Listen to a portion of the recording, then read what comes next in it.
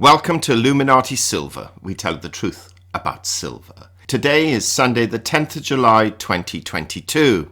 And we can see this past week gold and silver prices dip. We've also seen, however, equity markets ever so slightly rise.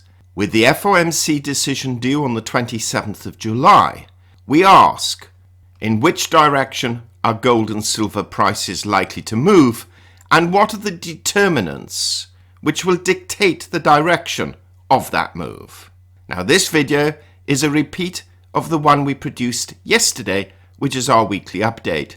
So if you've already listened to that, there's no need to listen further. If not, then enjoy.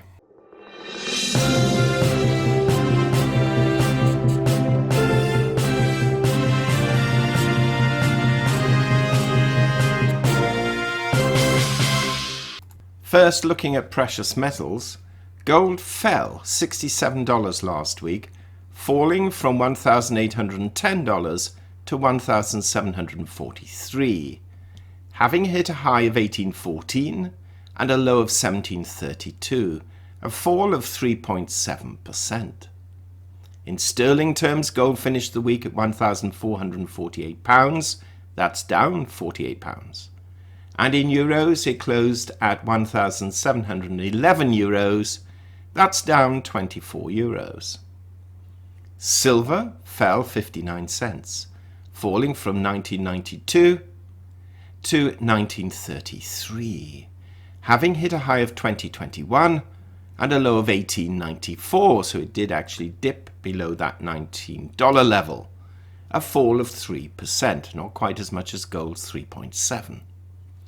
In sterling terms, silver closed at £16.07, that's down 38 pence, and in euros it closed at 19 euros exactly, and that's down 0.10 euros.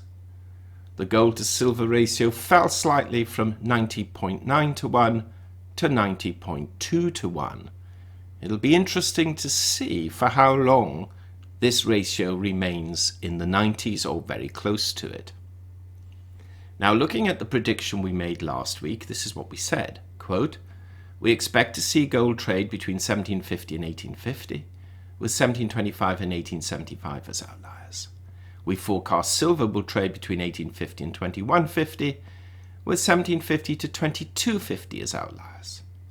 Well, gold traded within a range of $82, compared with $57 the previous week, so it had a reasonable spread for its normal transitioning and operated within our predicted forecast until a major dip on Tuesday, followed by a further one on Wednesday, pushing it temporarily at least into the lower end of our outlier range, and then it traded for the duration of the week between 1732 and 1750, with 1750 now acting as resistance as opposed to support previously.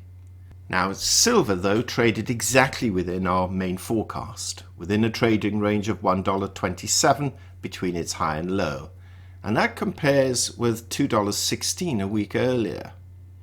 Like gold, silver fell Tuesday and further on Wednesday, and made several failed attempts to rebound, though it did close higher than its low, of course.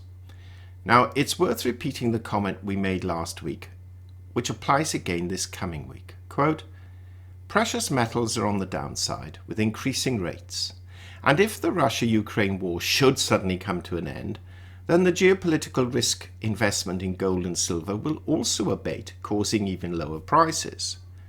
They are still at a premium because of this conflict and the fear of where it could lead," unquote. Naturally, there's nothing to suggest that the Russia-Ukraine conflict will be over soon, and so that risk premium is still likely to be maintained for a while.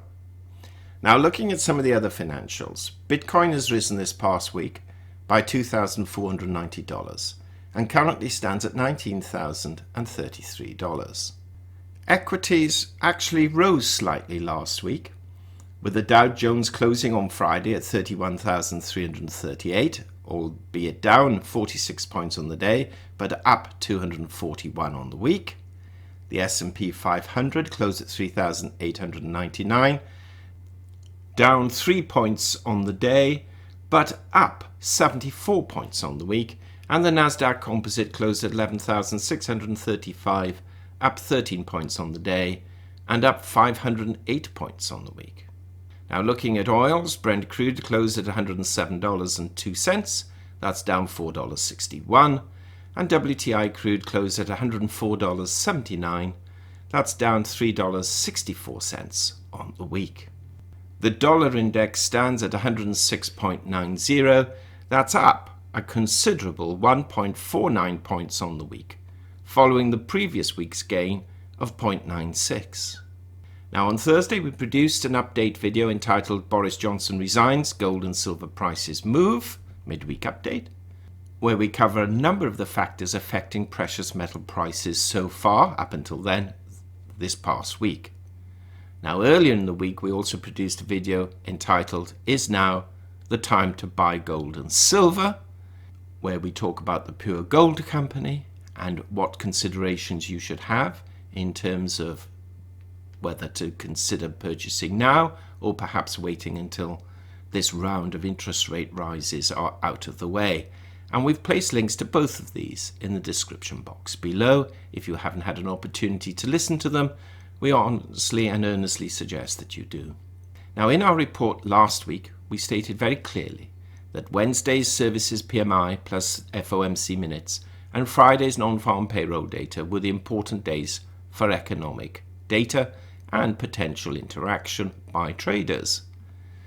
Well, firstly, on Tuesday, we saw factory orders for May being 1 percentage point stronger than anticipated, and the services PMIs then on Wednesday similarly were 1% higher than anticipated. Initial and continuing jobless claims were higher than previous, but Friday's non-farm payrolls were much stronger than anticipated, coming in at 372,000 new jobs, compared with expectations of 250,000. This further supports the likelihood that the Fed will raise rates by as much as 0.75% or 0.75% later this month. 0.5% is a guarantee. That's going to happen no matter what now. And 0.75% is most likely. According to the CME's FedWatch tool, there is a 93% probability that the Federal Reserve will raise rates once again by 75 basis points this month. Now we have to be mindful that the dollar strength, primarily caused by the envisaged monetary tightening, is what caused the brunt of gold and silver's price dip earlier in the week. Since March, the Federal Reserve has raised rates on 3 occasions, with each rate hike having a higher percentage increase than the last. The Fed raised rates by 25 basis points in March, 50 points in May, and 75 points in June. Now we saw gold break below what has traditionally been strong support at 1750, and actually stay below that level for 3 days, though there was a degree of stabilization on Thursday and Friday. We're not totally convinced that the non-farm payrolls have totally been taken into account as yet, and it will be interesting to see how traders respond on Monday. We should not be surprised now to see gold trade between $1,700 and $1,800, with these levels acting as support and resistance respectively. Technical geeks will put the low at 1694, which represents the March 8th, 2021 figure, and the high at 1795, the peak of a minor retracement zone. Silver has a marginally better or bigger story to tell. We say this because silver is not just dependent on the dollar value and prospect of rising rates, but also on the state of the global economy. The industrial demand for silver represents a large proportion of its overall demand, and the likelihood of a recession, or alternatively avoiding a recession, will have a further impact on silver in either direction. So rising rates and the prospect of recession will be harmful. Rising rates and recession avoidance will have less of a downward impact. $20 is now appearing as resistance, and some analysts are talking of a dip to $15 in the coming months. We can't actually rule that out, at this stage, though we're certainly not expecting that this week or two. So, before we give our price prediction for this coming week, let's take a quick look at economic data due to be announced. On Monday, we have the 3-year inflation expectations for June.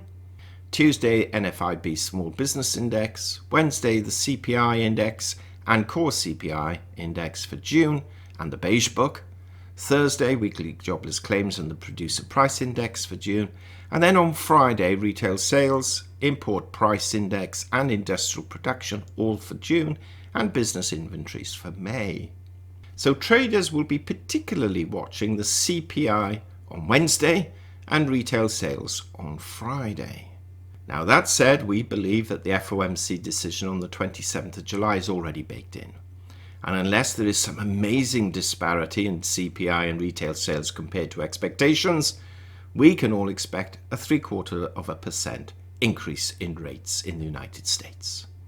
We're even of the opinion that should CPI figures crash, which they won't, and retail sales also collapse, which is doubtful, then the Fed may be tempted to raise rates by just 0.5%. But we do not see that happening in July, to be fair. Now, of course, geopolitics could affect this situation in either direction, but all things remaining equal, we expect the dollar to remain solid, with the index holding somewhere between 105 and 107, with the potential, we can't rule out a 108 figure as we near July the 27th, but much will also depend upon what the UK and EU do in terms of their rates as well. For we hear today that the ECB's Governing Council member, Robert Holtzman, has stated that he foresees an increase in EU rates by as much as 125 basis points by September. So, with this background and what's occurring and what we envisage is likely to happen, where do we see gold and silver trade over the next week? Well, we broadly expect to see gold trade between $1,700 and $1,800 this week, with $1,650 to $1,825 as outliers.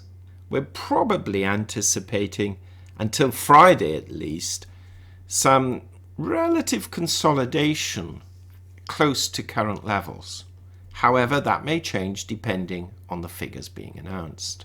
Now, we forecast silver will trade between $18.25 and $20, with $17.50 to $21 as outliers. We suspect it'll be the following week that will see the major move. Therefore, a degree of consolidation again for silver. What do you think? Please do share your thoughts. Also, take a look at the videos I've mentioned earlier in this one. But meanwhile, thank you for listening. Do subscribe, press the bell sign, have a safe, enjoyable weekend, and a most prosperous week ahead. Illuminati Silver owners come from a background of banking, international wealth management, and economics. Having now retired from these worlds, we are not qualified to give investment advice. Therefore, this and other productions must not be deemed to be giving such advice and merely represent the personal views of its owners.